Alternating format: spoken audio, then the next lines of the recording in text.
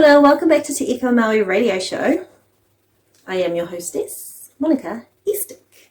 And today, this video is for all the critics out there, all of the people who like to criticise my theories and my Indigenous ancestry, and all the people who like to criticise my videos.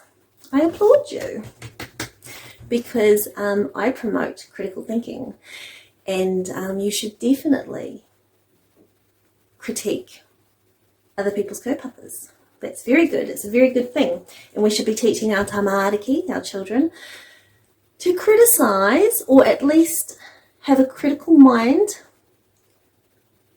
when anybody is trying to influence you. Yes. So thank you for criticising me. So for all the critics out there, whether you love me or hate me, whether you're a big kid or a little tamariki, we're going to play a game. And it's called the Te Ika Maui radio show quiz. And I'm going to ask a series of questions for all the critics out there, and I'm going to ask you to try and debunk me. And if you can debunk me, I'll be so happy. And you'll be able to put your comments in the comment section. Keep the comments family friendly, please, because just in case the tamariki are participating in this Indigenous quiz, the Te-Moana-Nui-A-Kiwa quiz. Okay, so I've just done a series of 6 videos, and a lot of people have been, "Oh, Monica, your videos are a bit strange." And I'm like, yes they are, because I'm an Indigenous woman, and our stories are very strange. They are very strange. I don't know how familiar you all are with the Māori mythology stories, but they are very strange too. Apparently there was this man called Maui, or a god called Maui, and he fished up an island called Te Ika Maui. Yes, and his brothers were bullies, apparently. Yeah, so there's a lot of bullies out there. No bullies allowed in the sacred temple. Didn't say any bullies were allowed in the sacred temple, did it? It said 2 sacred cow goddesses could bring the Ark of the Covenant into the sacred temple, the sacred tabernacle. That's one of the prophecies of Putahi Marae, my marae, on the east coast of Wairoa. Yeah, or on the east coast, on Wairoa River. Yeah. Okay, so for all those people who have been trying to criticise me online or at hui's or in the newspapers or on the radio New Zealand, apparently, yes, Radio New Zealand Māori executive Money Dunlop has mindlessly and quite criminally done a quite damning criminal news report against me. I'm a peaceful Indigenous woman, and I am the head ambassador of Te-Moana-Nui-A-Kiwa Embassy, and apparently, I checked it out, it's life imprisonment for Money Dunlop if she gets found guilty of malfeasance of public office. Malfeasance of public office is when people who are being paid, who receive Māori funding or Indigenous funding, and Radio New Zealand is receiving Indigenous funding for Money Dunlop's Māori radio show. I think they receive like 12 million a year or something. It's a lot of money, isn't it? And it's actually against the law for anyone receiving money from the government, so government departments, so like the New Zealand Police or the Minister of Foreign Affairs and Trade, Nanaima Huta, or Money Dunlop from Radio New Zealand. If they're receiving money in public office, which means in their public capacity, they're receiving public funding, especially if it's Māori or Indigenous funding, they can go to jail for life imprisonment if they get found guilty for colluding against an Indigenous woman like me, in my Indigenous embassy. And pretty much that's what they've done. So here I am. I've kind of lost everything because a lot of people have been trying to snuff me out. And so all I have left is my voice. I have my voice, and now I've got a radio show. So if you wanted to order cards or anything, you can't order them from me anymore because I've lost everything. Thanks to corrupt Māori authorities. Ew! Yes, so anyway, so all those critics out there that like to criticize me on social media, please try and debunk me. I'm pretty sure you're not going to be able to debunk my theories on my own ancestry. Okay, but let's give it a go. So let's start the game. So the first question in the Te Ika Maui radio show quiz show is, now kids, grab a piece of paper and a pen because we're going to play a little game, okay? It's a family-friendly game. Everyone can participate. Okay, so here's question 1. Shiva, the divine water spirit, the divine god of time, the highest Trinity god in India, worshipped in India, the Himalayas, in China, all around Asia, and all around the world. There's over 1 billion people who worship Shiva. He is the most beautiful god in the entire universe. Now, if over 1 billion people around the world have been worshipping Shiva for thousands of years, why, and he's the god of time. Now, kids, why, this is the question, why is the international time zone not in India? I mean, if Shiva is the Indian god of time, how come the international time zone is on the east coast of Wairoa, on the east coast of Te Ika-a-Maui Island, Te-Moana-Nui-A-Kiwa, east coast of Mahia? Why is the timeline here and not over in India or the Himalayas or in China where they worship Shiva? Why would it be here on this tiny little island, east coast? Shiva, the divine water spirit, the divine god of time, the highest Trinity god in India, worshipped in India, the Himalayas, in China, all around Asia, and all around the world. There's over 1 billion people who worship Shiva. He is the most beautiful god in the entire universe. Now, if over 1 billion people around the world have been worshipping Shiva for thousands of years, why, and he's the god of time. Now, kids, why, this is the question, why is the international time zone not in India? I mean, if Shiva is the Indian god of time,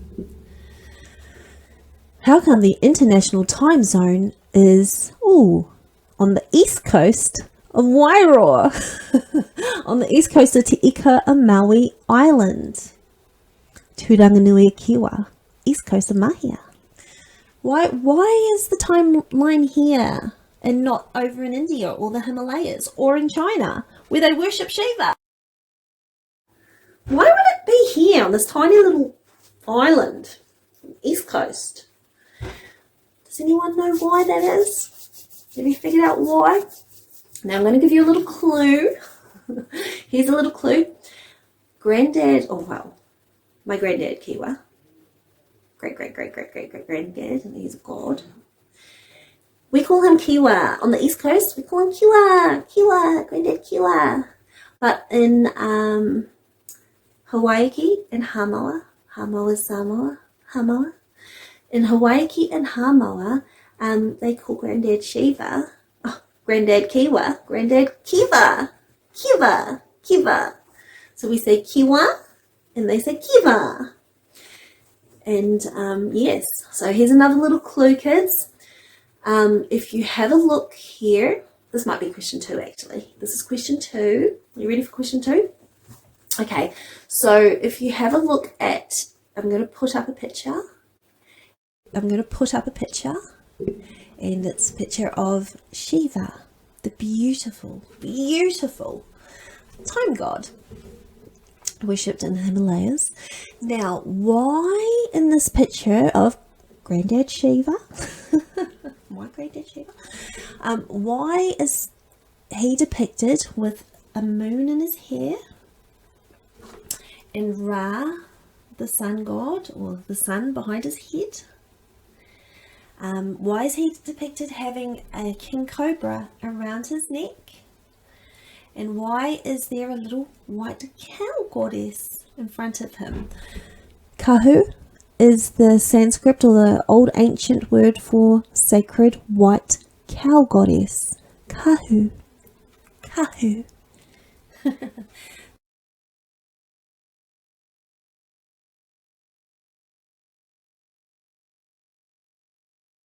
And it's a picture of Shiva, the beautiful, beautiful time god worshipped in the Himalayas.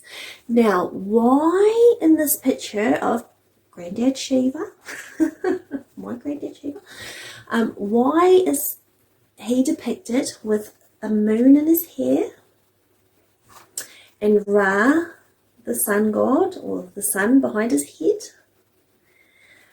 Why is he depicted having a king cobra around his neck?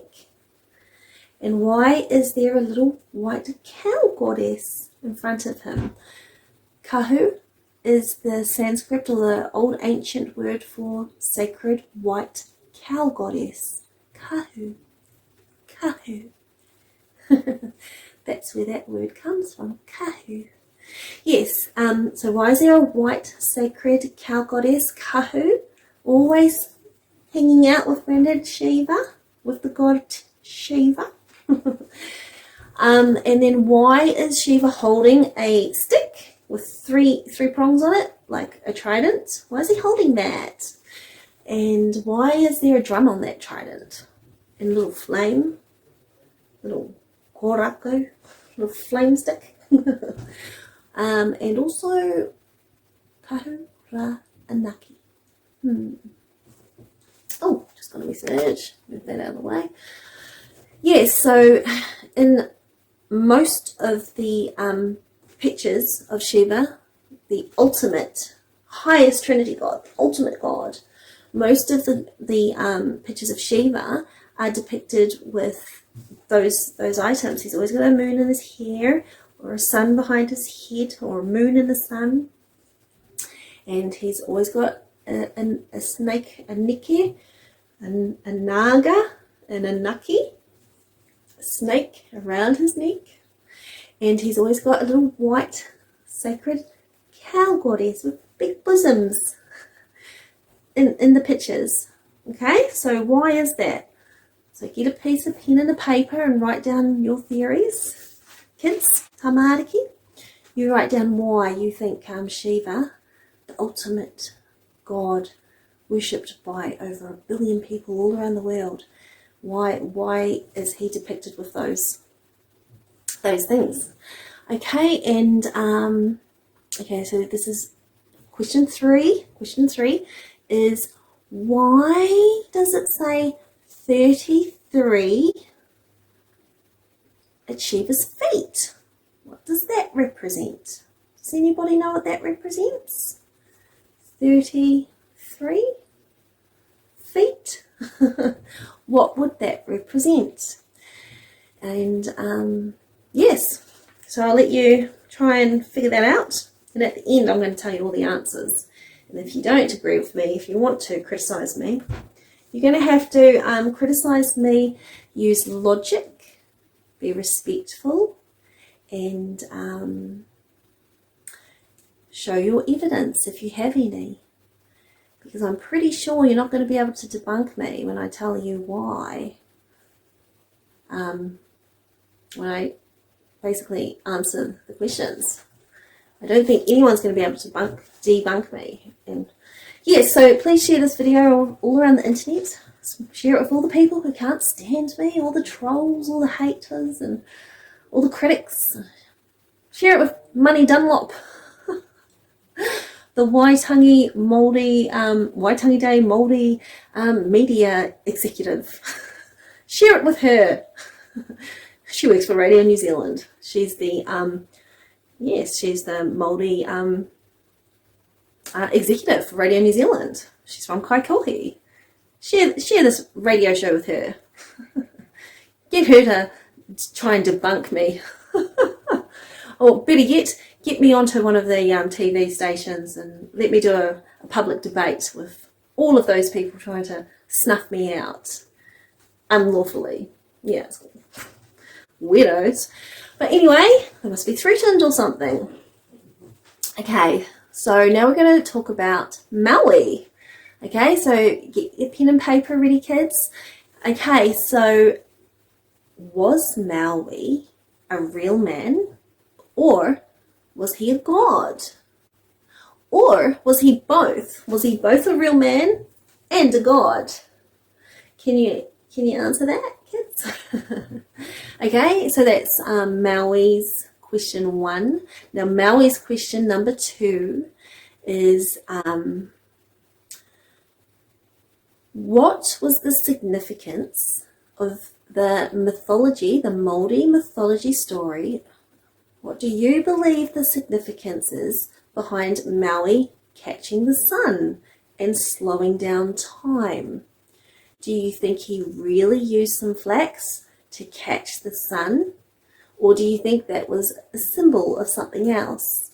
Do you think that perhaps in the Indigenous stories, the stories were so fanciful, it's just so amazing, that within those stories that was so amazing, there was some hidden or encoded information, very important information that we, as the mokopuna or the grandchildren of Maui, that we had to remember, because that's how Indigenous people told stories. They told stories so that we would remember the stories. They also watered the stories down for us for our own safety, because we were the babies of the gods. The tamariki, ariki. Ariki are the gods. We were the babies of the gods. And because we were the babies of the gods, we were so cute and beautiful. And the gods didn't want to tell us the mean, horrible, real life stories. So they watered it all down for the babies. That's what our ancestors did, because we had tender ears. Okay? And so that's a little bit of a clue to why I made those very interesting 6 videos that I just made. I called them the Chronicles of Uru Tenanana. My granddad, the god of light. So my family, we come from the god of light. That's my family. And in my family, there were rules. We had to wear white or rainbow colours. We weren't allowed to wear black. We weren't even allowed to touch black things. We weren't allowed to touch black stones. Yes. So there was tapu. Tapu is like sacred things. There were special rules in my family. And one of the special rules was that we were never allowed to tell anybody who we were. We were never allowed to tell other people that we were the royal family, that we came from the true royal bloodlines, and that we came from Hinikorako. And so all those kids from Ahuriri, from Napier, all those kids from Hastings, the Tamariki, from Kahuranaki, Marae, and from Heipapi and Bayview and Tongoio and Maungahararu and Mohaka, Nuhaka, Mahia and Wairoa. If you come from there, if you're Māori and you come from there, we've got a very special ancestry, because, yes, I'm going to get to that. So when I tell these stories, I'm not just telling them for myself, I'm telling them for all of my family, because I'm the oldest of our family. I'm the oldest female. All of my hapus, very old, very ancient. I might look a bit young, but I'm actually very, very old. Very old indeed.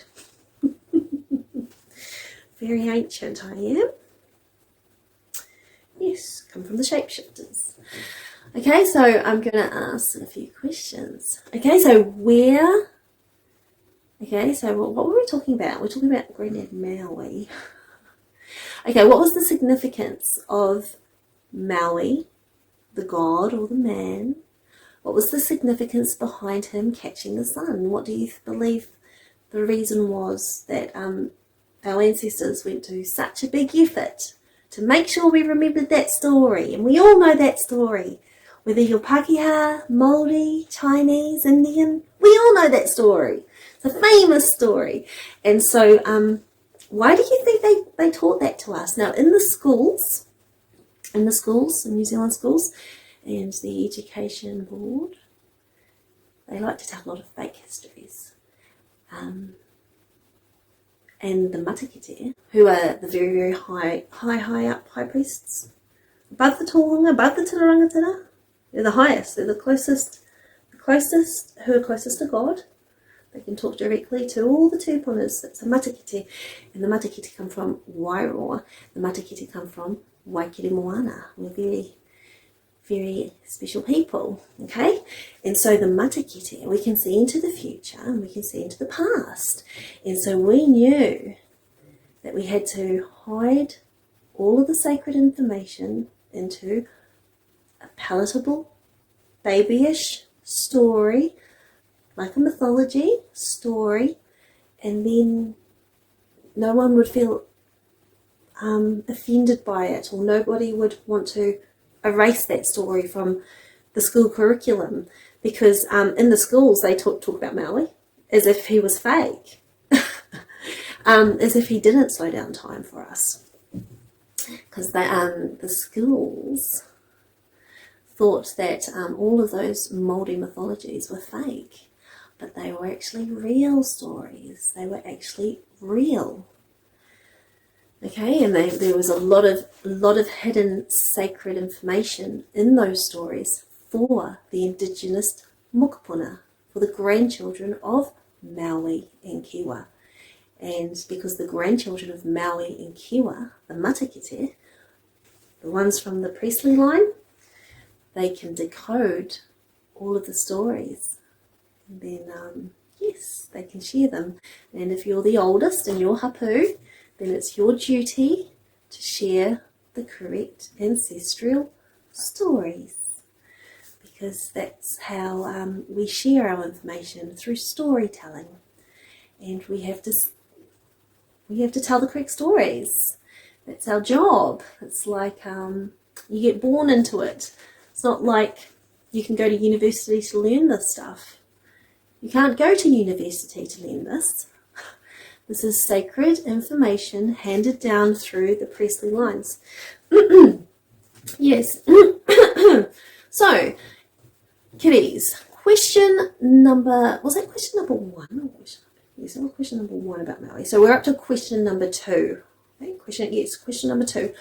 Where did Maui fish up Te Ika Maui? Te Ika Maui is the North Island. It's shaped like a fish. Ika is fish. Te Ika Maui, the sacred fish of Maui. Where did Maui fish up Te Ika Maui? Okay, so where did he fish that up? What was the special spot called? And what else do we want to? What else can we ask about Maui? Oh, yes. What shape was Maui's special star chart? Okay, what shape was it? What did it look like? What did Maui's special star chart look like? And if you find out if you know what Granddad Maui's special star chart looked like, why? This is like question number 4. Why was it shaped like that? It's a funny looking shape, isn't it? Okay, kids, do you know why it was shaped like the way it was shaped? I'll give you a clue. The East Coast Māoris, we come from the shapeshifters. Just move all the shapes around, all around the Pacific. Just move all the shapes around. So it was very, very obvious that we came from the shapeshifters, the Anunnaki, because when we are born, we get born into the same families over and over again. That's the stories of the Anunnaki, the shapeshifters. Yes, we get born at the right time, at the right place, and walk straight into the he whakapūtanga, and straight into the wakamingi o ngā hapu, and straight into the beehive that was built for us on the head of the fish. 1977, year of the Kahura Anaki. Yeah, that's an Anunnaki trait. So the Anunnaki, we didn't know how to build buildings. Didn't know how. So other people would build the buildings for us. And they were built on our years that we were born. Did you know that? Yeah. Okay, so here's another question. All those critics out there, whether you love me or hate me, all the tamariki, let's see if you can play the game. Because I'm the game player. Used to be a poker player. Okay, and one time I went over to Las Vegas and I was playing in the World Series of Poker. The first game I ever played, and I won. I won a World Series of Poker game. I was like, how do they do that? I just got off the plane, went to Hawaii, and then flew over straight from Hawaii straight into Las Vegas. I was really nervous because I'd never played in Las Vegas. I thought everyone was really clever. I sat there, I played against 829 people. I was the only Kiwi to win in the money chart thing. Yeah, and I just knocked everyone out. Boom, boom, boom, boom, boom, boom, boom, boom, boom. Must have had magical powers or something. Yeah, I loved it over there. And yes, so I got up to 1 million chips really quickly. And so there was 3 of us with 1 million chips each. And the 1 million chips isn't the prize value, that's just the playing chips. But the prize value was 60,000 American dollars. And I had the largest amount of chips. But I was tired. I just got off the plane. Just been flying around like a kahoo, woo, across the Te-Moana-Nui-A-Kiwa, across from Hawaii over to Las Vegas. And I was tired, and I've been playing for 14 hours straight. I was like, oh, let's just split the money. So I told everyone we all split 20,000 American each. And on paper, I took the lowest amount, but I actually got 20,000. Took the lowest amount, didn't want to pay tax, you see. Ew, who wants to pay tax? Ew, we don't have to pay tax at all. The tax department can pay us, okay? Yes, we are the executives of our own trusts, and we can claim them back.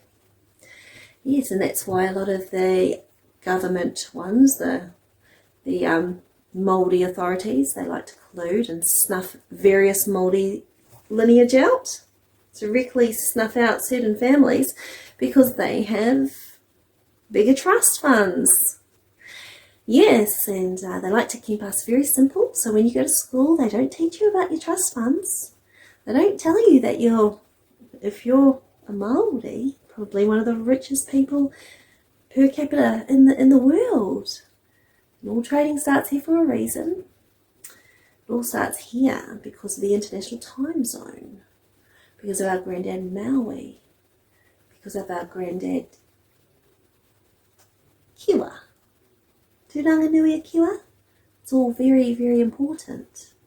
And a lot of people on the kaupapa, there's a lot of people now learning about common law and learning about the trading aspects of the he whakapūtanga and the importance of that. And there's a lot of people waking up now, and that's good. Wake up. But yes, be critical. Be critical of me. Keep your comments clean and family friendly, because I'm basically sharing with you everything I have. I'm sharing with you my voice. Tonga tuku iho. My gift to you is my voice. Tonga tuku iho. It's a treasure. My voice is a treasure. I come from the highest. come from the mermaids, come from the rainbows, come from Te-Moana, come from a special family. And you might come from a special family too. And that's why it's very important to learn your whakapapa. Because it's very important to learn your whakapapa actually. Because in accordance to tikanga, and tikanga is Māori law, if you want to challenge somebody in accordance with tikanga, you have to, this is a prerequisite, this is a rule. You have to at least know your whakapapa before you are able to challenge somebody else.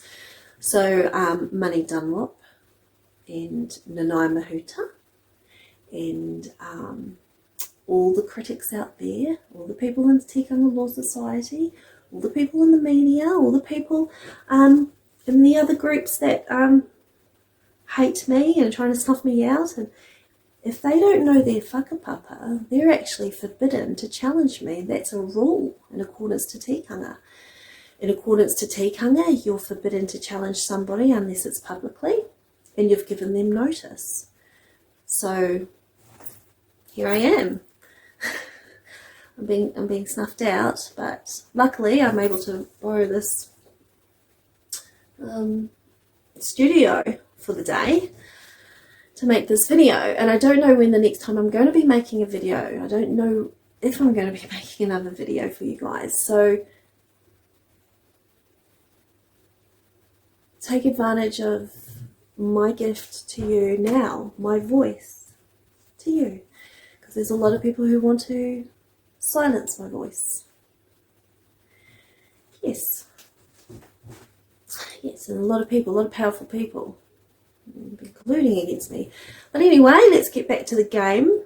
Oh yes, so if you are going to challenge somebody, there are rules. You have to be respectful. You have to at least know your own whakapapa, and you have to have a reason, a really good reason to challenge them, because challenging somebody just to snuff them out and steal their intellectual property is not a good enough reason to challenge somebody.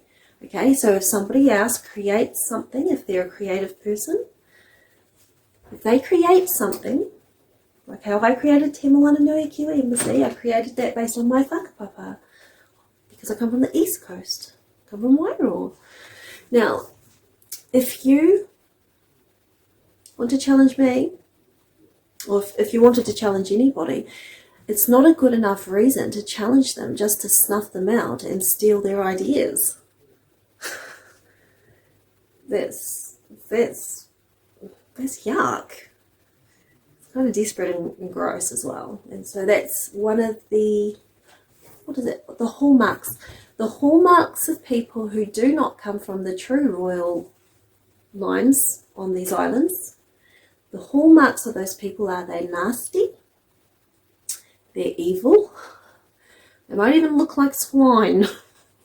Okay, so if you see some really, really fat, morbidly obese people running around doing hooeys about me, the chances are they might be swine people.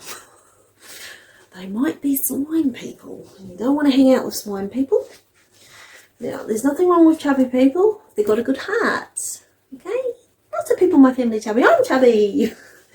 But swine people, they like to, run around and trying to arrest you, try and beat you up and hurt you for no reason at all. They're actually have, I don't know what's wrong with their brains. And those are the hallmarks of people, stupid people, mean, greedy people, and people trying to run around and arrest you and snuff you out. Those are the hallmarks of the people who are not of royal descent. They are not of the divine.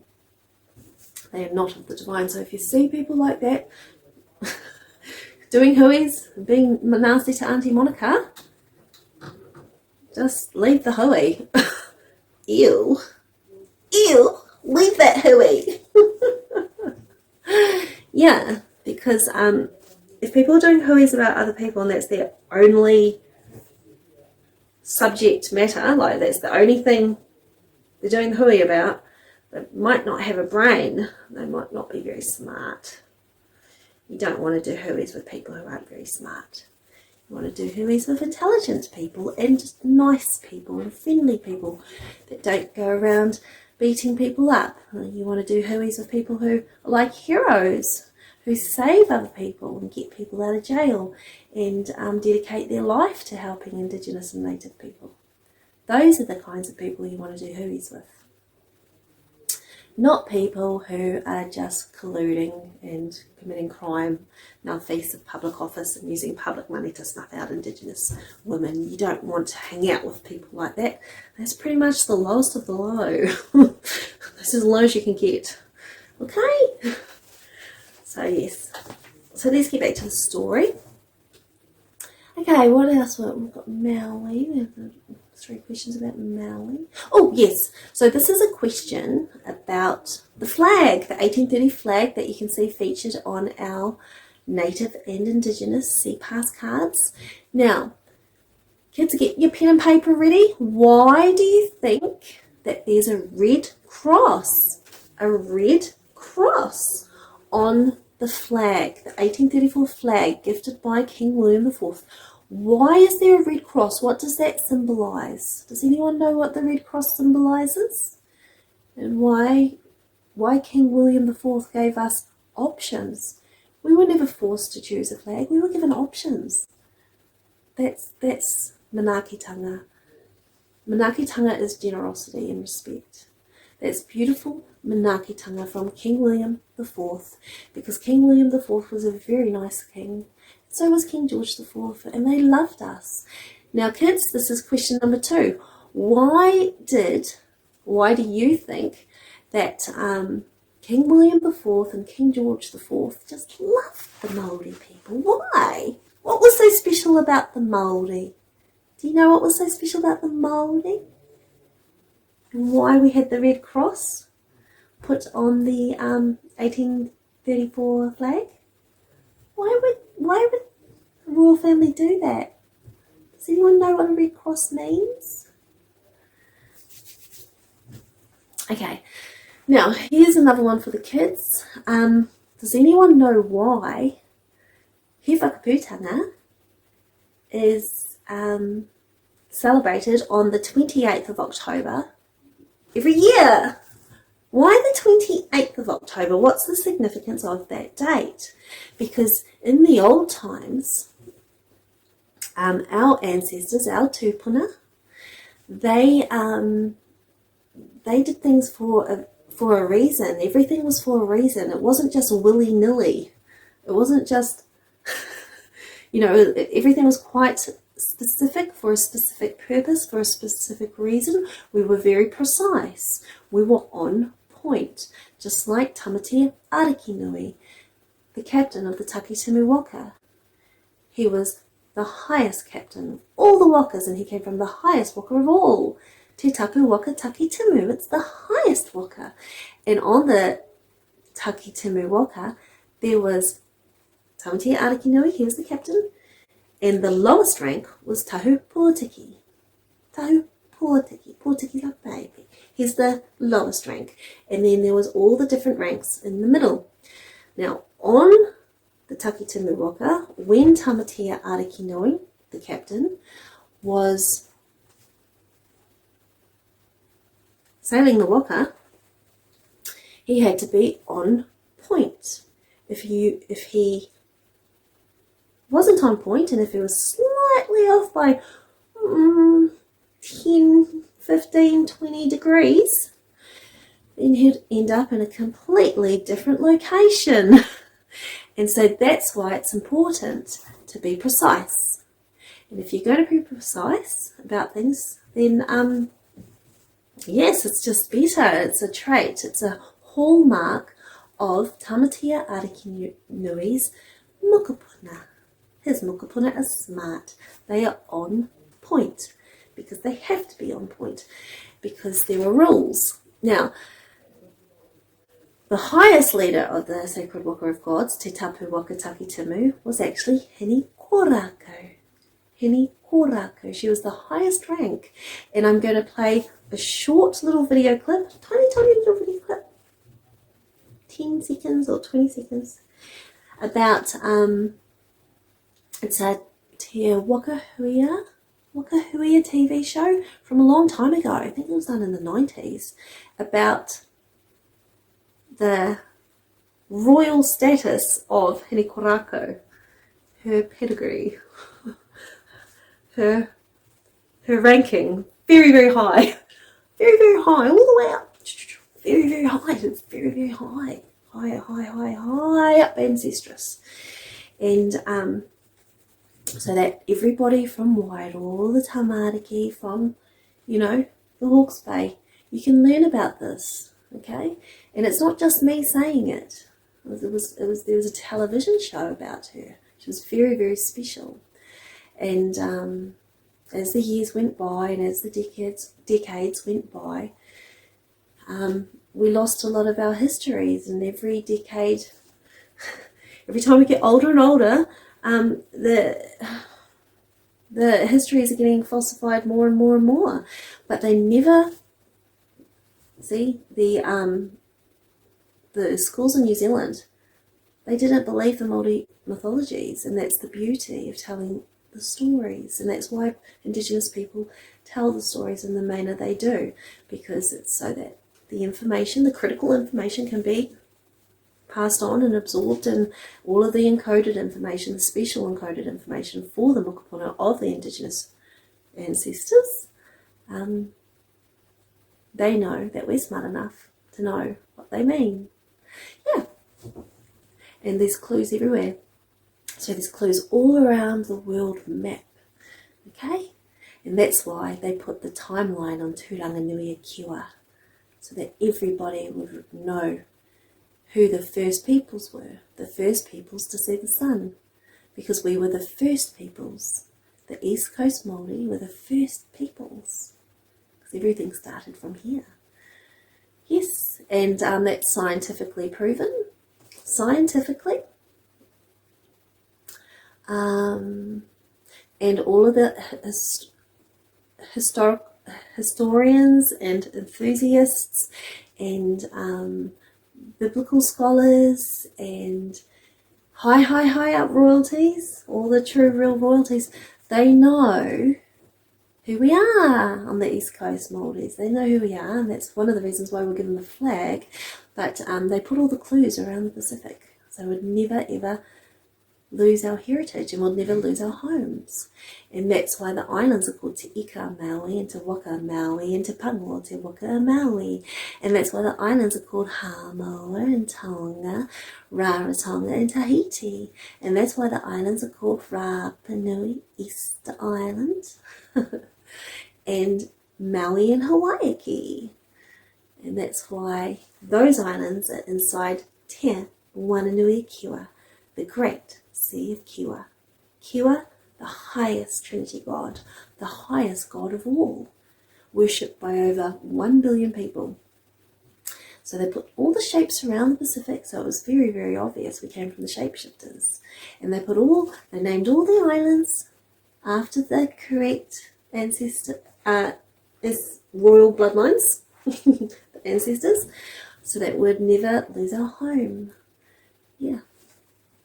And the clues are all around the islands, all around, yeah. And all you have to do is just learn what those names are, okay? Because Te-Moana-Nui-A-Kiwa, the great standing place of Kiwa, the divine water god, that actually has another name as well, because Tu is the short name for the god of war, Tumatuinga, the god of war. Kiwa's brother, Kiwa, is the god of the divine water spirit, and Tane is the god of forest and birds, and Uru Tinanana, but his short name is Uru, he's the god of light. And those were four brothers, four very, very high up gods. They were brothers, and they were all against Fiddle, because Fiddle was a demon. He was like Satan, Ahriman. He'd spent too long squashed between the sky god Ranganui and Papatuanuku, the earth god. He was squashed too long because he was the oldest, and so he was the oldest. He's the demon of darkness, and so his brain got demented because he was squashed so long. He was a bit odd. He didn't belong. That's shaped like an oblong. The oblong is a little bit odd. It didn't belong. It was a bit odd. And that's Fedor. And Fedor, we don't worship Fedor on the East Coast. No. We worship the light. And we've got our gods. There's 4 gods that we worship. And so that's why we are the first peoples to see the sun.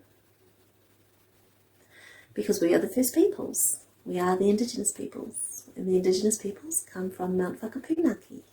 Mount Whakapunaki translates to make the moon. And Mount Whakapunaki is where the original Taniwha race come from. And that's where I come from. My family are the Tuakana of Mount Whakapunaki. And we are shapeshifters. And we are a little bit different to other people. So there was one lady, and she was criticising me. And she was like, Monica, I don't respect you anymore, Monica, because you wriggle around too much in your videos. And I was like, well, my nana was a mermaid. She was actually a shape-shifting mermaid. So, of course I'm going to wriggle around in my videos. I'm not going to stop wriggling. You know? Who says that? Anyway, who talks to an Indigenous woman like that? Especially one who's sharing the Indigenous stories. These are family secrets, by the way. These weren't everybody's stories. These are family secrets. And all the royalty around the world know these stories, okay? Because they documented them for us. So the Indian royal family know the stories. They documented them for us. And that's why the Sikhs totally like, yeah. As soon as you explain Te-Moana-Nui-A-Kiwa to the Sikhs, they're just like, yeah. Because their gods, Brahma and Vishnu, told them that Kiwa didn't come from India, that his favourite direction was east, and his height was 33,000 feet. So all the clues are there. They also said that Brahma was transformed into a swine or a pig, and that Vishnu was transformed into a swan. Now the swans, the 22s, the little baby ducks, the swans are the baby Anunnaki. So Vishnu must have been a baby Anunnaki. Yeah, and there's a lot of stories. So the reason why Shiva, the highest Trinity God, who's worshipped over in India and Asia, the reason why he has a snake around his neck, a neke around his neck, and a naki around his neck, a naga around his neck, is because of the story. It's a famous story. It's called the Churning of the Sea. It's a famous story. So in India, this is the story that the demons weren't as powerful as Shiva, and the gods weren't as powerful as Shiva. So what the demons and the gods did is they said, help us, Shiva, help us gain immortality. Okay, and then Shiva says, okay, I'll help you get it, but you're going to have to cooperate, because Shiva was, he was not biased. He recognized the demons were his brothers as well. He recognized the gods were his brothers as well. So in his eyes, the demons and the gods, it's all the same family, you know. And so Shiva says, okay, so we're going to have to get the special snake. It was a big sea snake. It was a sea asp. It was called the Churning of the Milky Sea. And there was Mount Mauna-Kea, the highest mountain in the world, 33,000 feet. Mount Mauna-Kea is a mermaid mountain because it's under the water. It's the highest mountain in the world, and it's a mermaid mountain because just the tip of the peak is out of the water and the rest is under the water. Mount Mauna Kea in Hawaii. And so they got the sea snake, the sea asp, and they wrapped it around the neck of Mount Mauna-Kea, the maunga, the highest maunga in the world, the Mermaid Mountain. They wrapped it around Mount Mauna-Kea, and the demons held on to the 7-headed snakes, the head of the snakes, the demons, and they pulled the snake. And the gods held on to the tail of the snake. And they pulled and they pulled and they pulled. This is called the churning of the Milky Sea. The Milky Sea. Because the elixir of life or immortality can be gained when you churn the Mauna Kea with the 7-headed naga. And but what happened was Vishnu or Brahma, one of them, turned into a turtle, big turtle, went under Mount Mauna Kea and held it up so that they could perform this ceremony, this very weird ceremony, okay, so there's a big giant turtle, and then Mount Mauna Kea was put upon the big giant turtle, and then the snake was wrapped around Mauna Kea's neck, and the demons pulled the 7-headed snake this way, and the gods pulled the tail of the snake, the tehiku, the tail of the inaki, tehiku inaki, this way, and they pulled and they pulled and pulled, and it created the Milky Sea, and in the Milky Sea there was the elixir of life, immortality. That was Shiva. He knew how to do that because Shiva was very, very smart. He was very, very smart. He came from the gods. And yes, and that's how you get Kahu, Ra, and Naki. Kahu is the milky one, the one with the big bosoms, the ox, the Kahu, the sacred god cow goddess in the Himalayas. Perfectly white sacred cow goddess with large bosoms to feed all the babies the milk. And that's why you've got the Kahu there with Shiva. And then Ra, sun god, Kahu is the sacred one, Ra is the highest fire, and Naki is the snake, the lonely snake, because there's only one. And that's the story. And yes, and so with Mount Mauna Kea,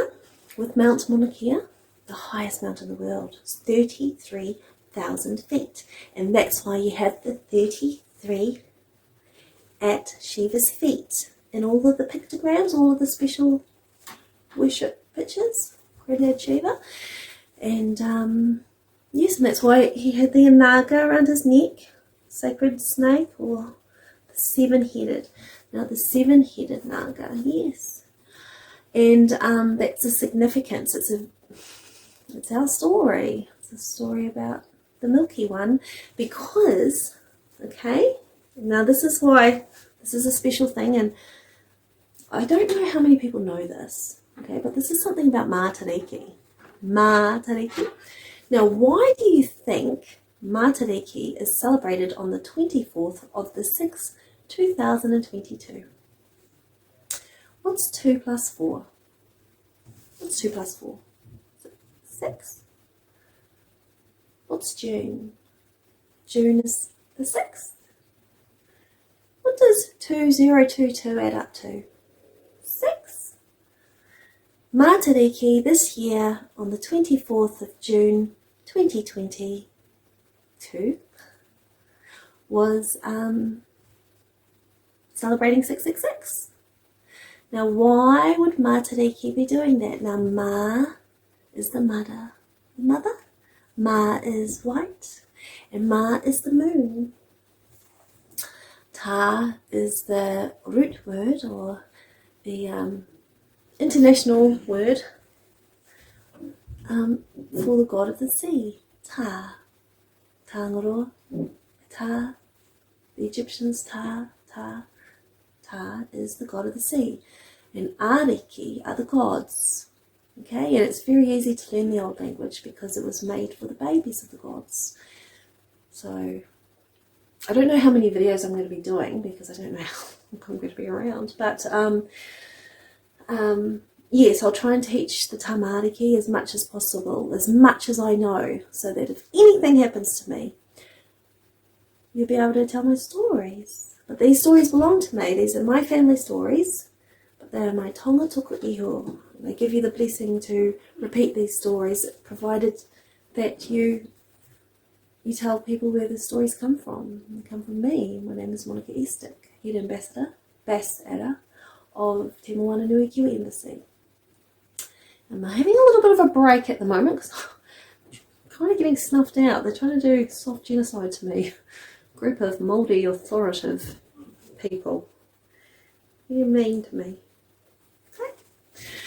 Yes, and so Maatariki is basically the celebration of the moon and the moon goddess, or the moon gods, and the sea goddess and the sea gods, and Ariki are the gods. That's what Maatariki means.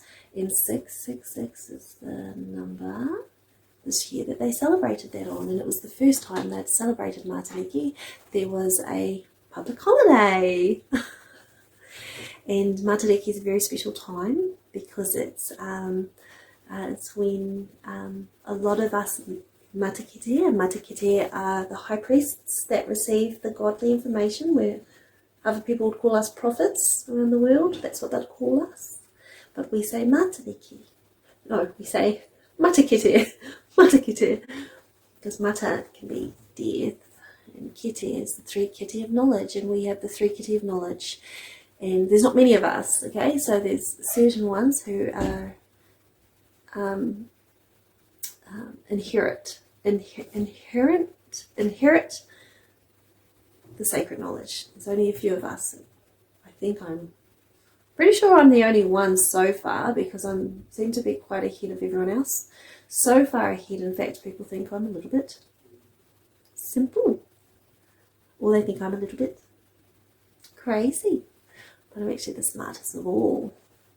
I'm very, very ancient. I might look young, but I'm very, very ancient. I'm an ancient one. Yes, in the place where I come from, the dirt, the papa tuanuku, our Mother Earth is so ancient. The papa is white. That's how ancient our people are. And our hairs are white. Yes. And our skins are white. Because we come from the light. I'm very, very ancient. So yes, so the reason why the significance between Maatariki is because of ikoroa. Ikoroa. And those of you who don't know what ikoroa is, it's the Milky Way. Ika is fish and roa is long. Or ro could be fish eggs. But ikoroa is a very long fish, okay? And the very long fish is a mermaid. She's a beautiful, beautiful mermaid. And her tail is the big whale's tail. Mauna Kea Mauna Mountain. Mauna Kea Mountain in Hawaii is a mermaid mountain because it's under the sea, and that's the tail of Te Ikoroa. And she's so big, she got scales, sparkly little scales, go up into the sky, up into the Milky Way. Her bosoms are so large, they're all up in the Milky Way. Actual, I'm making this up. That's why the girls on the East Coast are very tall, white skin and big boobies. I'm not making this up. This is real. This is a real thing. Yes, and so, yeah. So, Ikoroa is a mermaid. And her tail is Mount Mauna Kea. It's the whale's tail, the tail of the sea, or the tail of the sea. And I come from the Hikawai family, and all those tamariki that come from the Hikawai family, this is your story too. And I'm sharing this with you, tonga tuku iho. It's my treasure, my voice to you. Yes, and so these are the histories that can never be erased, because there were certain ones in the hapus and Hapu is the family tribe, that were gifted all the stories and were gifted the voice. So our job, our duty, is to share these stories with everybody so that we can free our people. It's all part of a prophecy. Many, many, many prophecies. Oh, there's so many. There's so many. And they're all about this place here. It's a very special ika that we live on, Te Ika a Maui. Very special place, Te-Moana-Nui-A-Kiwa, very ancient. That's why it's shaped like a triangle. It's a sacred triangle. And that's why Moikia, big mountain, is pretty sure it's shaped like an M. And if you have a look at the moai statues on Rapa Nui, Easter Island, if you have a look at the back of the statues, there's an M on the back. So on the lower part of the back, there's like an M shape. An M, or however you do M. I'm dyslexic. I'm actually dyslexic. So yes, M, and then a rainbow. So you've got a rainbow over the M, because Mauna Kea in Hawaii, there's always like rainbows in Hawaii, because it's somewhere over the rainbow. It's just beautiful.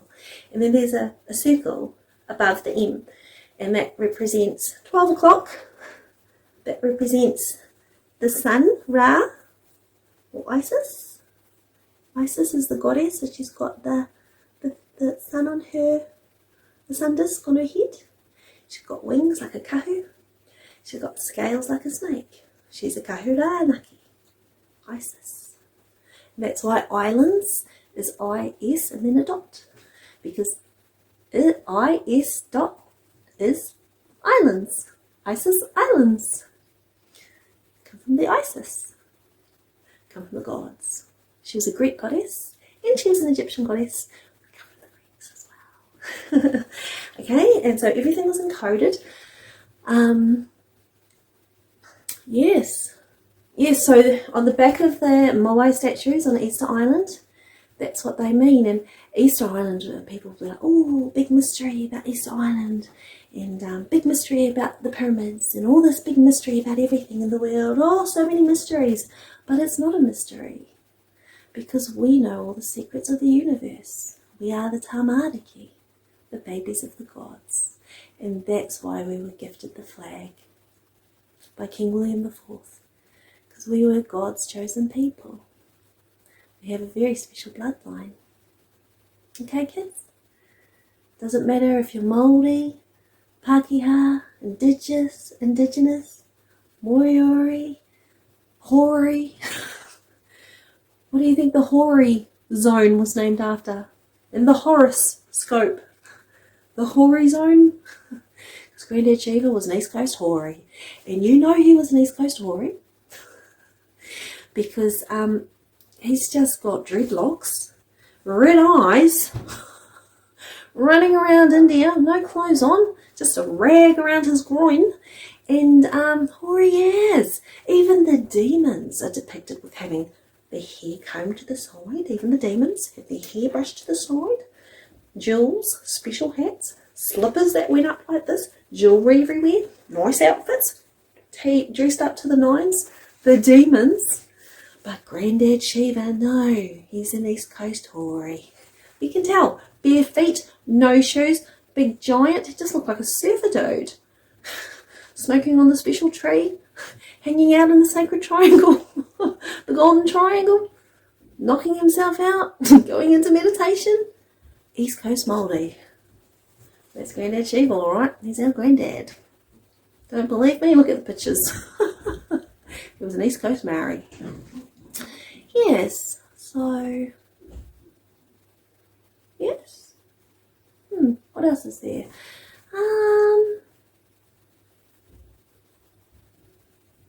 I think that's it. I think that's it for tonight. Just want to say thank you to everybody who donated me money, especially the Barton family, the Fetus, the common law people. Thank you, everyone who donated to me. I'll do a big shout out in my next video. Actually, I'll put the credits up in the back of this video. I'll put the credits up of all the people who donated to me. Thank you very much for everybody who bought a card from me. And now, if I haven't made your card, just call Peter. Peter's got all of his equipment. He's got everything up and running. I've lost everything. Been targeted. I ended up homeless. Well, not really. I had to go stay at a hotel for a bit. Then I got a few donations, and now I'm staying with friends and kind of just trying to stay alive. Yeah, but I should be back on my feet hopefully in about 2 months. Okay, I'm going to start from scratch again. But yes, so if anybody sees Nanaia-Mahuta at any hui's, make sure you heckle her. You heckle her. She's what you call a counterfeit. She sold the seabed and foreshore in 2004. Her signature, okay, her signature, when she signed to sell the seabed and foreshore, and so did Tiffany O'Regan, by the way, from Ngāi Tahu, they signed. And Tiffany O'Regan was sneaky, he got his cousin to sign. His cousin was a lawyer. And they signed. They signed that to sell the seabed and foreshore. They had absolutely no right to do that. And that is a hallmark of those who are not of the royal lineage, because anyone who came from Te-Moana-Nui-A-Kiwa, any of the Indigenous peoples, we would never ever do that. We would never do that, because this is our home, this is our palace. We come from the sea. We are the sea people. Yes. So if you see Nanaia-Mahuta, or her husband, or her sister, Tipa Mahuta. First of all, they're not even Mahutas, by the way. They're Ormsbys. They're what you call counterfeits. Okay? Corporate counterfeits. Make sure you give them a good heckling. You give them a good heckling from Auntie Monica, okay? You give them a good heckling indeed. Make sure you ring up that Money Dunlop from Radio New Zealand. You give her a bit of a telling off as well. Tell her she's very naughty for what she did to Auntie Monica. I'm your Auntie Monica. And I'm giving you the treasures. Sacred, sacred treasures. Taonga tuka iho. My voice to your taringas. Okay, babies? Now, I hope you enjoyed the Te Ika Maui radio show. One day, hopefully, I'd have my own studio. Maybe I could get some funding instead of that Money Dunlop. Eh? She was mean. I might put a little bit of a thing up at the end so you can see what she said. Oh, where are these cards coming from, John Gerritsen? Oh, they appear to be coming from 2 websites. Oh, really? They were very careful with how they persecuted me on the radio show, because they knew that what they were doing was very bad, but they were stupid because they admitted on the radio show that all government departments are colluding against me. I'm actually an Indigenous woman. I know my whakapapa, and I am not Indigenous. I think you get in a lot of trouble for what they did. That's a life imprisonment. And they were so stupid that they actually admitted that on radio, a national radio show. That's like me going, this is an example, by the way, that's like me going, okay, pretend I work for Radio New Zealand, okay? I don't. Pretend I do. Hi, this is Monica from Radio New Zealand. Just letting you know that all the government departments are colluding against, this Indigenous embassy over here and that Indigenous woman. Yes, that's completely fine. Yeah, there'll be no consequences of that at all. Yeah, we're just so smart at Radio New Zealand. Actual, it's life imprisonment, you mouthpiece of public office. Oh my God, there is a brain drain. There is a brain drain. There is a brain drain happening here. And the funny thing is, most of the people who suffer from brain drain are the ones trying to critique me, criticize me, trying to criticize me. I'm like, ooh, who are they?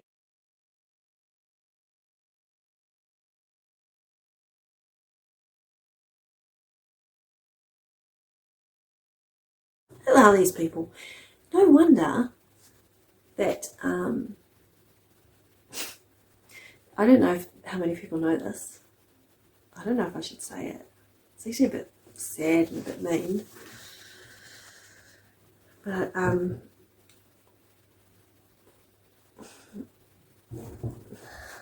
should I say it? Okay, the royalty around the world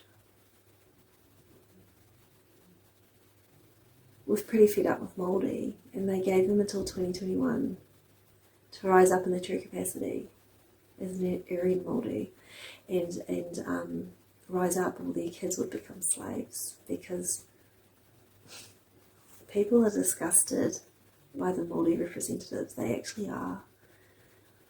That's why I wrote the Kupapa Suppression Law 2020. There was a deadline. That law had to be written before 2021. And I was 2 months shy of the deadline. I wrote the law, moved it at Waitangi, made sure that we had a hui. That was my hui, that was on Waka Hui, although I'm not on the television show, Waka Hui. That was my hui, I paid for the hui. Me and Colt, that was my hui. I organised that hui for like a year.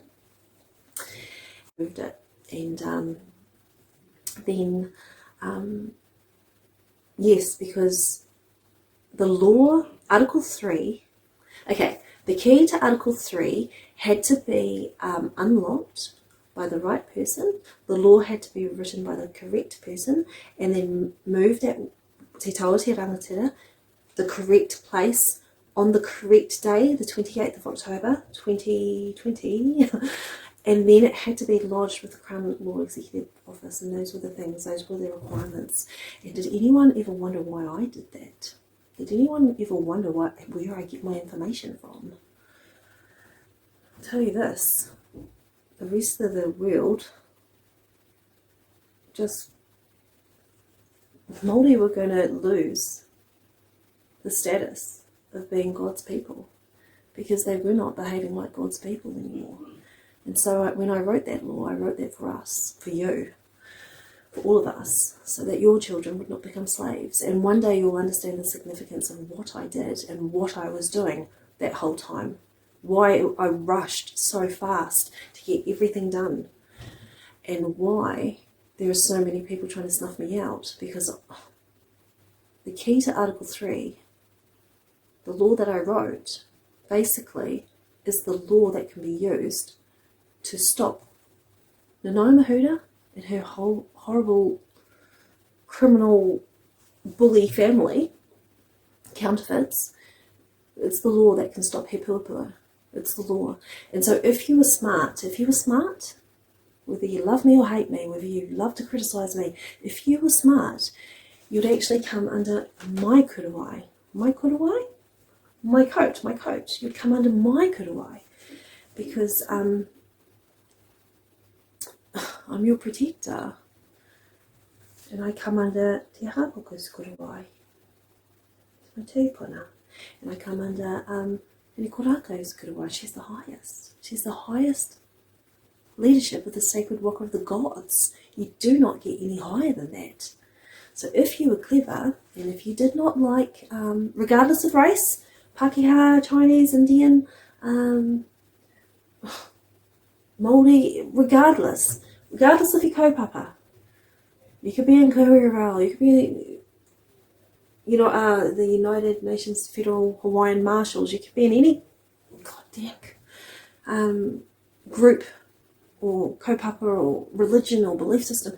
If you want to get rid of Nanaia, you would get under my kuruwai, you would protect me from being snuffed out, because I'm your protector. And I wrote that law. There was not one other person on all of these islands that had the capacity to unlock the key to Article 3, and that was me. I did that, and I did that for you. And a lot of people won't understand the significance of what I did and why I did everything that I did, but one day you will. Okay? And share this video. Please share this video, because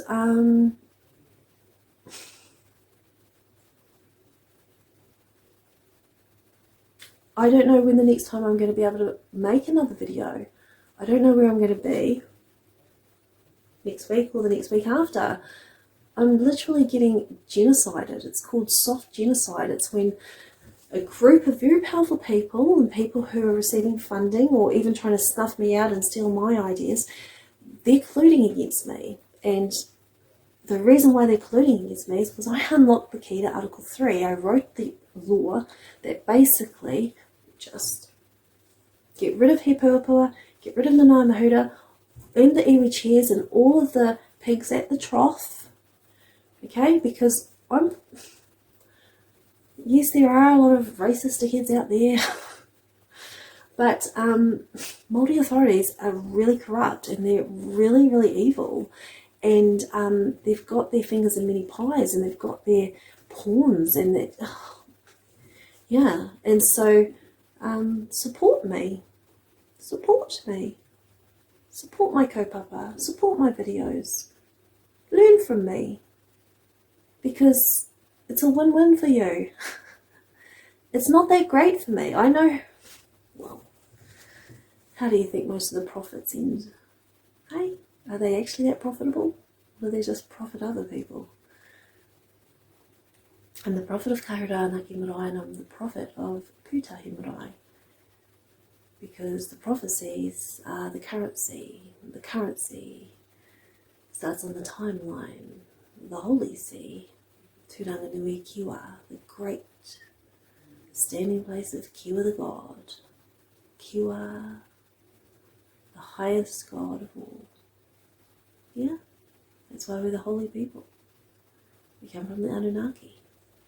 And if you were clever, and if you really wanted to have proper governance in this nation, our nation, island nation, nation of isles, in Nutaini, have a fair and just structure, then you would appreciate the structure that I had designed in Te-Moana-Nui-A-Kiwa embassy, and I granted everyone's a diplomatic community, we can all start fresh, and I can see into the future, and I know what's good for the future, and I can see into the past, and I can learn from the past, and if you were smart, you'd get in behind me, because I was born in the year of the Kahurānaki, 1977, year of the fire snake, the same year that the beehive was built. And it's no mistake, the beehive was built on the year of the fire snake, year of the Kahurānaki, 1977. And it's no mistake, I was born on Ahuriri Hill, 1977, year of the fire snake, year of the Kahurānaki. Because Te Hāpuku o Te Ika Nui o Te Moana, the biggest fish in the sea, he was born on Ahuriri Hill, 1797, year of the fire snake, year of the Kahurānaki. And he autographed He Whakaputanga on behalf of the whole Hawke's Bay and the head of the fish and Te Waka o Maui, because he was the biggest fish in the sea. And I come from the biggest fish in the sea. And I come from the biggest mermaid, Mauna Kea. I come from the Ikaroa. I come from the stars. I come from the moon. I come from the sea. I come from the gods. And I come from He Kōrako. And I come from the rainbow, Te Reina. And then even the demons promised never to hurt me. Because I'm the Mauna Kea. I'm the messenger. Yeah. So if you were clever, whether you're a critic or not, you would see the value in the profits. And that's me. And it's not very fun being me, by the way. Just wanted to say that. It's actually very hard. How do you think I feel? Being persecuted by politicians and police and corrupt, scary Māoris. They hate me. And big people. Yeah. But anyway, I hope you enjoyed Te Ika Maui radio show. And yes, my stories are very weird, aren't they? But they're actually real. This is a real story. This is the never-ending story right here. And if you want to debunk me, good luck, because you won't be able to, because I know my stuff, I know my ancestry, and all the other royalty around the world can back it up. Did you ever wonder where I get my information from? Who gives me the information? It's not Peter, it's not Colt, it's not anyone else. Yeah, because I'm the great test of the East, the greatest test of time, the greatest test of the timeline, Te-Moana-Nui-A-Kiwa. The great test of the East. Who are the evil ones? And who are divine? Who are the beauty and who are the beast? The great test of the East. Yeah, the greatest test of time. The test of Hades.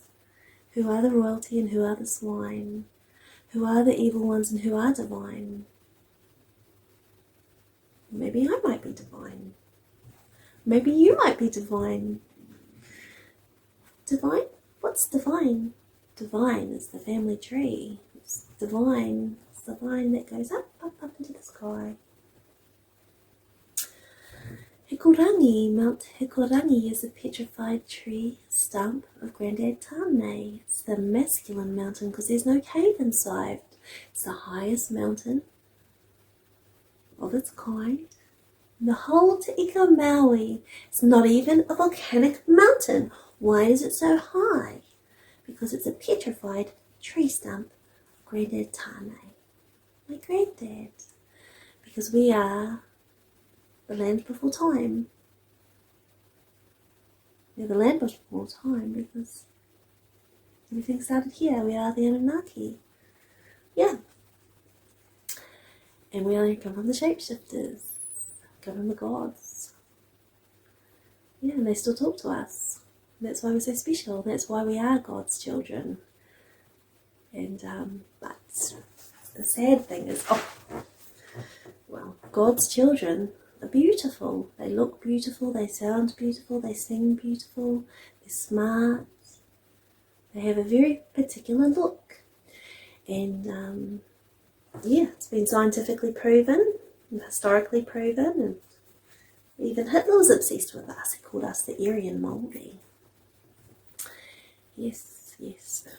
And he said that if the 28th Māori Battalion, if they were with him, he would have won the war. Did you ever wonder why that was? The 28th Māori Battalion was so friendly they didn't even need to go to war. They were coup-puppet out once again by Sir Apirana Ngata, the man who wrote the Tohunga Suppression. He wrote the Tohunga Suppression Act in 1907 to suppress the Tohunga, and the Tohunga are God's babies. He suppressed God's babies. He suppressed our culture, he changed all the language, and he changed all our wharanuis and the way we did things, and he sent all our people from the east coast off to war. Then he just claimed Mount Hikurangi for himself, didn't he? And then he said that that was the spot that Maui fished up Te Ika Maui, but no, it was not. That's Grandad Tane's petrified tree stump. My Grandad Tane, the god of the forest and the god of the trees, and the god of the birds, and even the god of light somewhat. Yeah. Learn your whakapapa stories, learn your prophecies, learn the histories, learn your whakapapa, because you're forbidden to actually challenge me unless you know your own whakapapa, and once you learn that, I don't think you'll be challenging me. Yeah, I can trace mine 4,000 years backwards. Yeah. Yeah. Yeah, I'd love to have a wānanga. I'd love to have my own radio station, the Te Ika Maui radio show. It's like a sacred tabernacle. I don't even go to church. I don't go to church and I don't preach the Bible. I'm just what you call a natural. A natural. But I hope that people can debunk me, because if you can debunk me, then I'm free. I'm free. If you can debunk me, my stories, my videos, and all the questions in this video, if you can debunk me, then you've freed me. Because then I can go back to my normal life and be happy and not be persecuted and hunted down and suffer, you know. But if you can't debunk me, that means I'm stuck here, kind of like a genie in a bottle, just stuck here having to kind of get the message across to people. But it's not very cool to be a prophet and to go to church, apparently. I don't even go to church. Just on the run all the time from evil people, the swine people. Ugh. Swine people everywhere. Yeah, so I don't really get anything out of this, kids. I don't know if you've noticed, but kind of have nothing left now. I still have my knowledge, and I still have my voice, and I still know my ancestry. I still know my royal descent, and I know who I am, and I know my gods, and I know my ancestors, and they talk to me, and yeah. And all those people who fail the great test of the East and prove to be swine, all those people who behave like swine before my pearls, I give you one more chance before you are hurled down through Hades to an even worse place. This place is called the Death House of Fedor.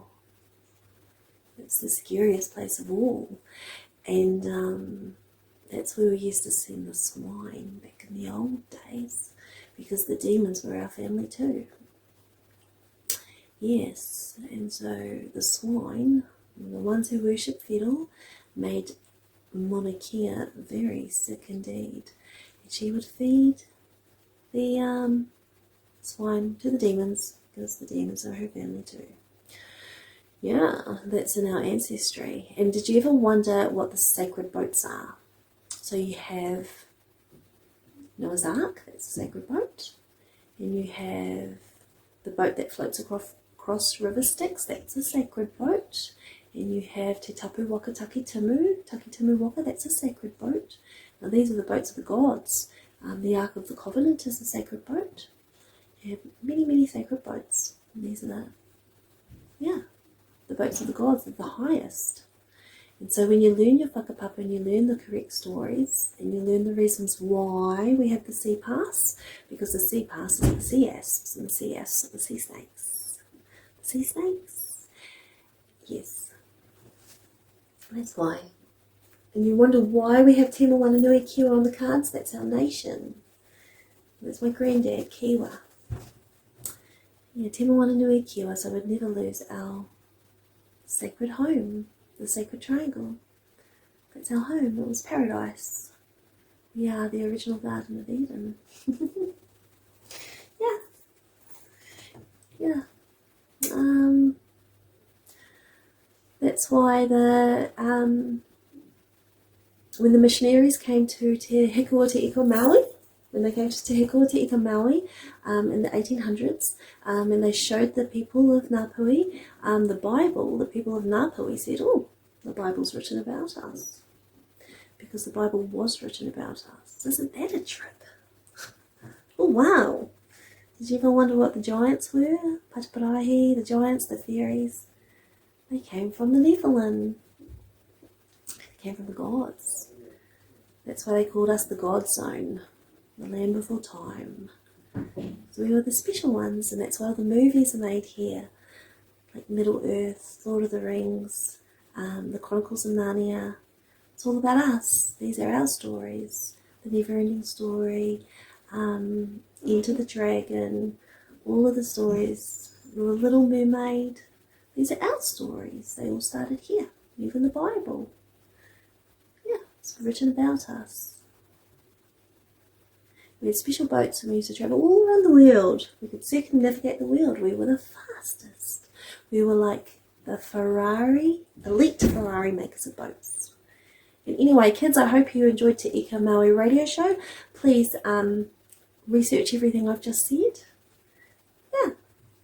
And good luck trying to debunk me. I'm pretty sure I'm right. Tikanga Law Society. Get the tikanga, the ticker of approval. And the ticker of approval sits on the east of the clock. Number 3. Shiva's favourite number. Good night, kids. Sleep well.